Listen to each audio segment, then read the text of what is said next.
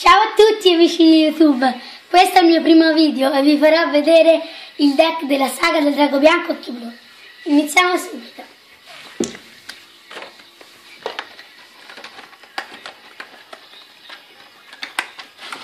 Dentro ci potete trovare, come al solito, un librino dei consigli e il libretto delle spiegazioni.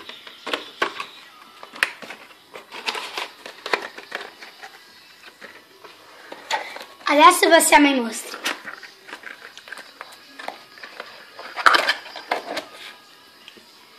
Drago bianco occhi blu, drago coniglio, drago nella tempesta, drago ieratico di Tennyfoot, Cars Gilden, drago miraggio, drago divino Apollon, profeta della creazione, Caster cavalluccio marino, l'onesto, angelo splendente, un altro angelo splendente, drago dell'Exandrite, drago avido, Caban, guardia Flamer, cavalcatrice dei venti di tempesta, la forza bianca della leggenda, fanciulla con gli occhi di blu.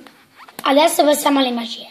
Equilato del drago, pianto di argento, soffio esplosivo di distruzione, distruzione schiacciante, il battito d'ali del drago gigante, baratto, carte della consonanza, dono dell'elefante bianco, uno per uno, mostro resuscitato, tattiche draconiche, scambio di anime, spada liberatrice, controllo avversario.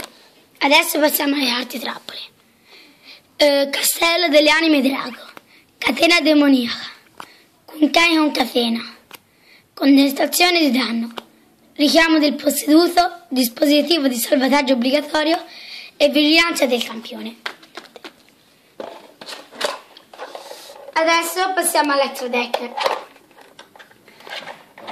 Come potete vedere, nella saga del drago bianco occhi blu c'è solo una carta dell'Extra Deck, Sincro, drago argento occhi azzurri.